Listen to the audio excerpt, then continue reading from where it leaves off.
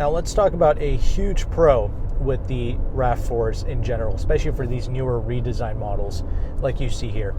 The fuel economy. The real world fuel economy in these vehicles is fantastic. It's rated to get around 25 in the city and 32 on the highway for this 2.5 liter 4-cylinder like you see here. And you can actually exceed those numbers if you drive it like most RAV4 owners, and that's 15 miles an hour under the speed limit.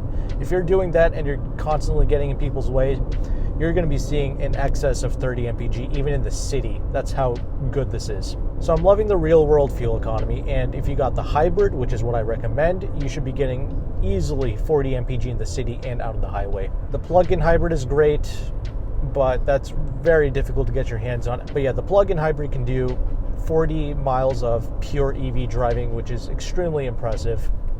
That's great if you're the type of person that does like 100,000 miles every year, right? You can save a lot of money there.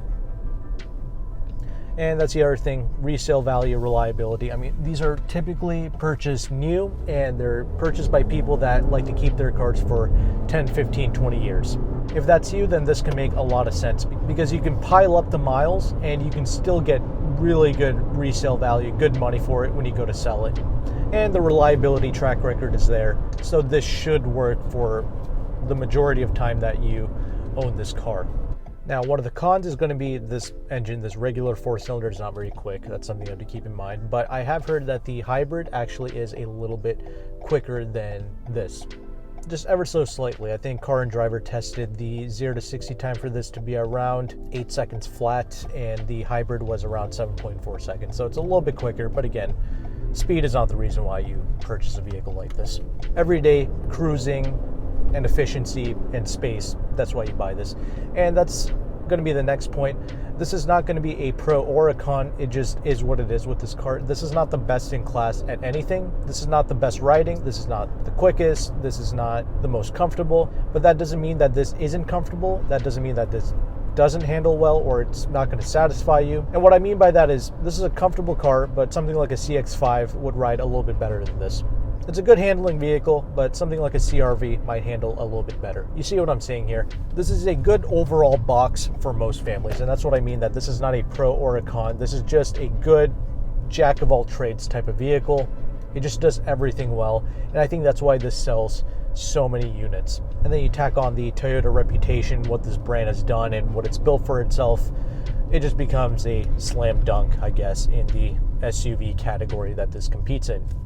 Another con, even though they have improved this quite a lot over the years, since 2019 especially, this car can still be quite a racket actually. This engine isn't super refined, it's still kind of noisy when you floor it. It does definitely produce some wind buffeting at higher speeds, which it's definitely better than in 2019. It still could be a little bit better though. They don't utilize double pane glass here like the CX-5 Mazda, so that can help out a lot. This interior space is pretty well done. It's more so on the rugged side of things. So that means it's going to be very easy to clean. It's very ergonomic. There's plenty of space in here, good leg room in the back, plenty of trunk space. So it's a very practical, useful vehicle in that sense. Again, that's what I'm saying. It's a good box, drives pretty well. I think the cons that this vehicle has, most people can live with it, and most people have been living with it without really any issues. That's a quick pros and cons video on this Toyota RAV4. Let me know your thoughts, and see my other videos on the RAV4 here on the end screen. So thanks again, and I'll see you there.